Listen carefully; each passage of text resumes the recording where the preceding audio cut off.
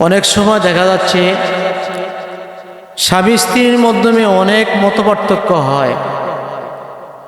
স্বামী স্ত্রীকে দেখতে পারে না,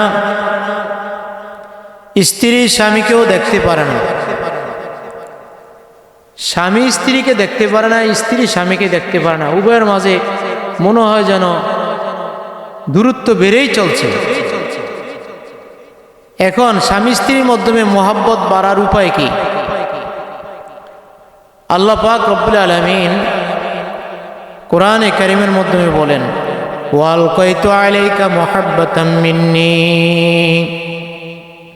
ওয়ালকাইতু আলাইকা মুহাব্বাতাম মিন্নী। যেই ব্যক্তি এই আয়াতরা দৈনন্দিন সাতবার করে পড়বে আর রসুলের দুরূদ 21 বার করে পড়বে, তাহলে স্বামী স্ত্রীর মাধ্যমে ইনশাআল্লাহ সম্পর্ক বজায় যাবে, সম্পর্ক গভীর হবে, মিল মুহাব্বত অনেক বাড়বে, দূরত্ব আর থাকবে না ইনশাআল্লাহ। সূরা ফুরকানের ৭৪ নম্বর আয়াত আল্লাহ পাক রব্বুল আলামিন বলেন, রব্বানা হাব লানা মিন আজওয়াজিনা কুররাতা আয়ুনিন ওয়াজআলনা লিল মুত্তাকিনা ইমামা।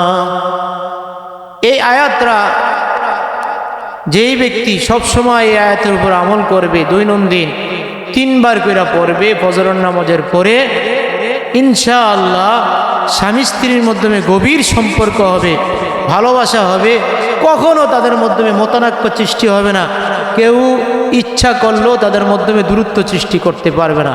ইনশাআল্লাহ আমরা সকলেই এই আমলটা করব এবং রসুলের দুরূদ দৈনন্দিন 7 বার করে পড়ব। ইনশাআল্লাহ স্বামী স্ত্রীর মাধ্যমে গভীর সম্পর্ক হবে, ধীরে ধীরে সম্পর্ক বেড়েই চলবে ইনশাআল্লাহ।